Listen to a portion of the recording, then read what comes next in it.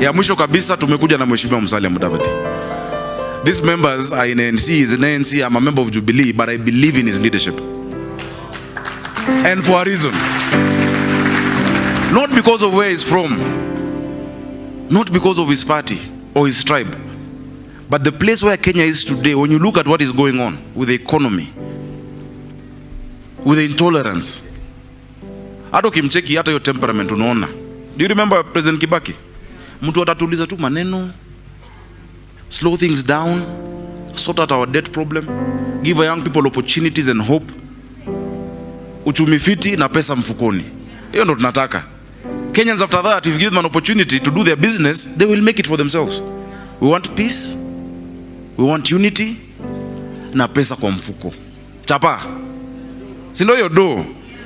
Masemanga janta ni janta, dondo inamata. Si ndio hiyo? So that is why I want to urge you, because you said the president will be elected by Kenyans. With this polarized situation, look at Mheshimiwa Musalia Mudavadi properly. The race is not given to the swift. Kuna wale washatoka mbio. But it's not a sprint, it's a marathon.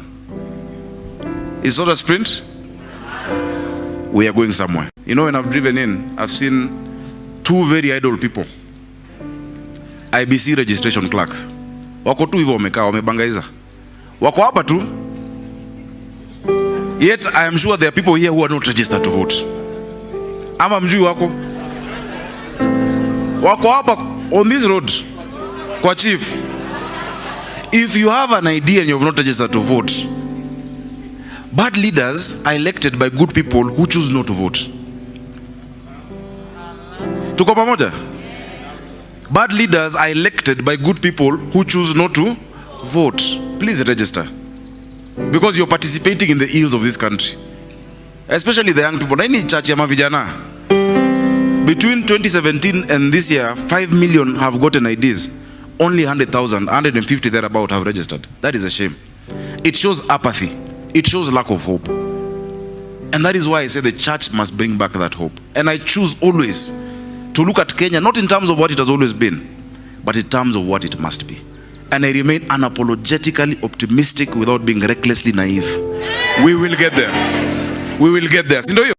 That this country is at an inflection point. I'm sure you've been seeing what's happening. You know, people are going around the country campaigning already for an election that is 9 months and a few days from now, maybe 10 months. And there's a level of intolerance that is creeping in. When I say the church is assault, I want to urge you to pray. We cannot go back to where we were as a country. We cannot go back to a place where I look at you, not based on the content of your character, but because of your last name. We have a beautiful reality in Kenya. A beautiful reality. The pain of a mother in Nyeri is the same as the one in Kakamega when she cannot feed her child. The agony a father in Turkana feels when he's not able to provide for his family is the same as that father in Kiserian. There's more that unites us than divides us. Please let us not allow our country to slide back to the poison of politics of the past. We have seen people being pelted with stones. Sijui ama mimi pekee ndo nimecheki. Jana niliona, I think it was the deputy president somewhere in Western. The other day, the former prime minister being heckled. Unajua kama ufeel mtu wacha ongee we nyamaza. Haujalazimishwa. Si ndio hiyo? Ultimately the president of this country will be chosen by God and the people. Not by your cheers or your jeers. Not by your booing or your stones. Let us pray for tolerance in this country. That we can accept each other. I like the way you said this is not a Kikuyu church. It is not a Luya church. It is a church of God. If you get an accident tomorrow outside here and you go to the hospital, will you say nataka damu ya Mluya? Ama ya Mkale? Ndo nitibiwe. Sile damu iko ndo itakusaidia. Let us look at each other as Kenyans. The service.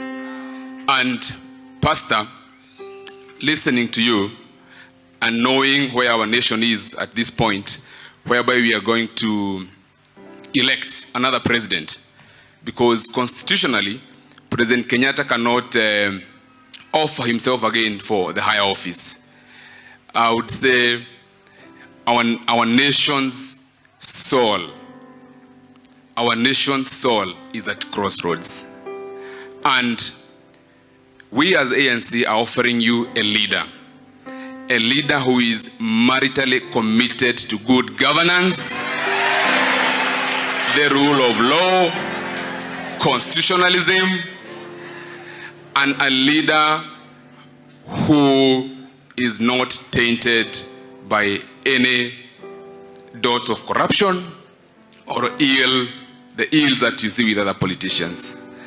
And listening to the song that was here, that I need you and you need me to survive, as I sit down. For us, we are saying, na hiyo nimechukua hapa leo, this nation's soul needs a Musalia Mudavadi to survive. I'm talking about commitment because Mchungaji has talked so much about commitment. And we are here in church. We want a commitment also. Mchungaji, commit us to God because we are on a journey. We are on a journey seeking the leadership of this country through His Excellency Musalia Mudavadi. And we are not going to succeed until we are committed to God and God intervenes on our behalf.